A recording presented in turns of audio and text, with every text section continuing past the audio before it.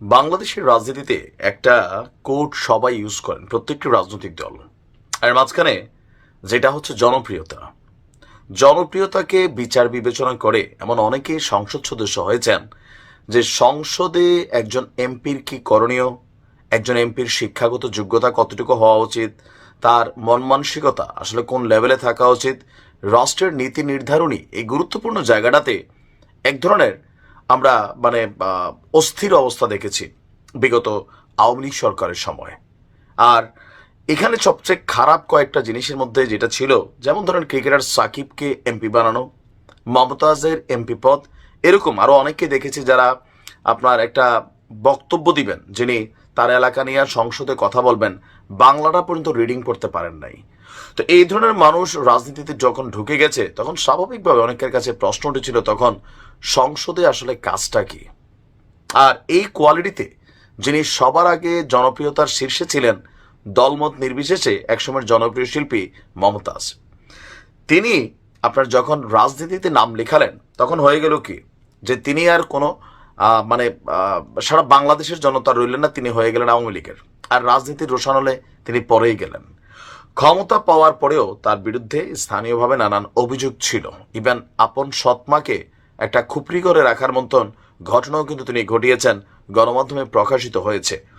তো আওয়ামী লীগ সরকারের পতনের পর দীর্ঘদিন যাবৎ শিল্পী মমতাজ ওরফে এমপি মমতাজ তিনি পলাতক ছিলেন। মাঝখানে একটা গান ভাইরাল হয়েছিল, আমার হাত বান্ধিবি পা বান্ধিবি মন বান্ধিবি কেমনে।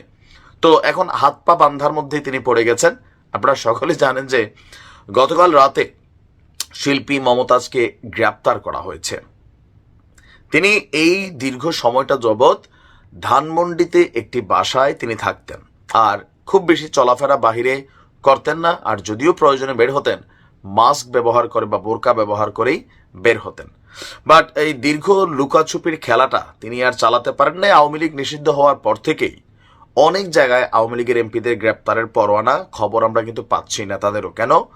কারণ অনেকে ভাবছিল যে এখানে হয়তো পরিবর্তন কোনো একটা কিছু ঘটবে। বাট এখন যেহেতু আওয়ামী লীগকে নিষিদ্ধ করা হয়েছে, আর এমপিদের মতন এরকম বড় পদে থাকা অথবা আলোচিত যারা আছেন তাদেরকে যে সকল বাসায় আশ্রয় দেওয়া হয়েছে বা যারা আশ্রয় দিয়েছেন তারাই এখন অনিরাপদ বোধ করছেন। কারণ তারা ভাবছেন যে দিন শেষে তাদেরকে এই আশ্রয় দেওয়ার অপরাধে অথবা কোনো মালিক তার বাসা ভাড়া দেওয়ার অপরাধে তিনি হয়তো গ্রেপ্তার হতে পারেন, তার বাড়িতে মব জাস্টিস হতে পারে, অনেক কিছুই।